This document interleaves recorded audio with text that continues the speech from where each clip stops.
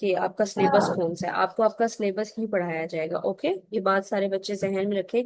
Demo lecture ना सबके लिए कंबाइन होता है, इस वजह से मैं इजीएस्ट बुक आपकी लेके उसमें से आपको टॉपिक्स बता रही हूँ जो फेडरल, सिंध और पंजाब में सेम है।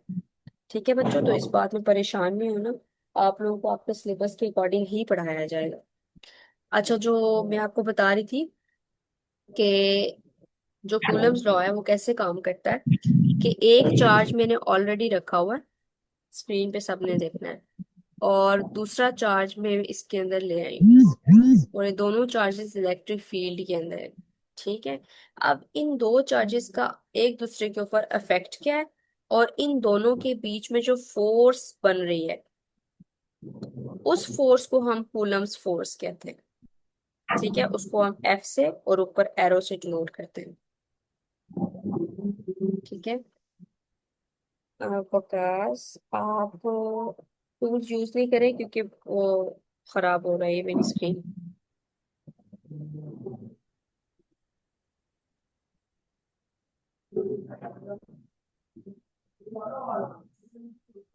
बच्चों, अब नहीं करना।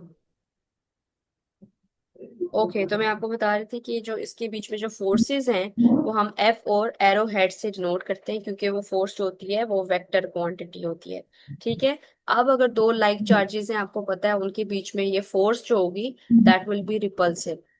अगर आपके पास माइनस और एक पॉजिटिव चार्ज है तो ये फोर्स होगी आपके पास अट्रैक्टिव फोर्स। ठीक है, तो ये इस तरह की फोर्स होती है।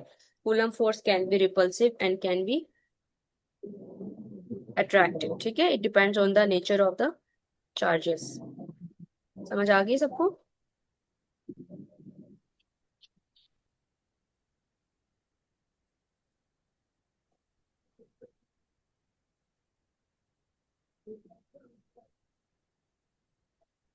ओके, देन नेक्स्ट आपके पास है, हमारे पास इसका मैथमेटिकल एक्सप्रेशन। मैथमेटिकल एक्सप्रेशन में हम प्रोपोर्शन यूज करते हैं, और प्रोपोर्शन के बाद हम क्या करते हैं,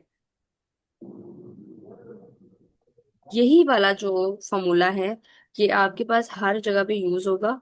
इवन इन एमडीकैट हजारों एमसीक्यूज आते हैं कूलम्स लॉ में से, कि हर पीछे पास पेपर्स में आपके कूलम्स लॉ का जरूर मिलेगा। अगर आप उनको कंबाइन करें तो वो सबसे ज्यादा एमसीक्यूज जो हैं वो आपके इस चैप्टर में से बनते हैं। ठीक है, अब ये आपको एक डायग्राम दिखाई हुई है। ठीक है, इस पे इसकी फोर्स इस साइड पे लग रही है, इसकी फोर्स इस साइड पे लग रही है, इन दोनों के दरमियान में जो डिस्टेंस है दैट इज आर, और ये एरोस जो है वो एंटी पैरेलल है। आप ये बात याद रखना कि एंटी पैरेलल जो होता है उसका जो हमारे पास एंगल होता है दैट इज 180 डिग्रीज। ठीक है, और हमारे पास ये जो अट्रैक्टिव फोर्स है सेकंड वाली डायग्राम, उसका जो थीटा होता है हमारे पास वो कितना होता है, मोस्टली अगर सेम डायरेक्शन में हो तो हमारे पास जीरो होता है, और अगर इस तरह हो तो ये इफेक्ट कैंसिल आउट हो जाता है। ठीक है, इसका हम डिग्री मेंशन नहीं करते।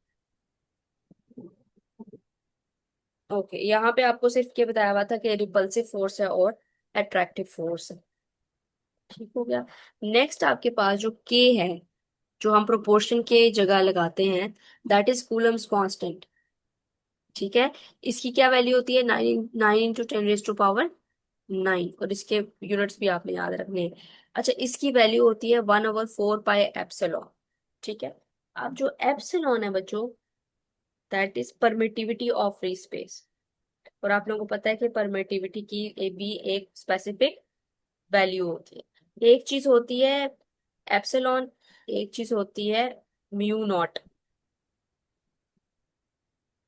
इन दोनों में कंफ्यूज नहीं होना, म्यू नॉट और एप्सिलॉन। ठीक है, अब ये परमिटिविटी है,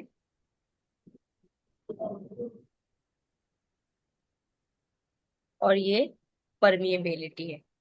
ठीक हो गया, इन दोनों में डिफरेंस होता है। सेकेंडली आपके पास एक चीज होती है एप्सिलॉन आर, ये रिलेटिव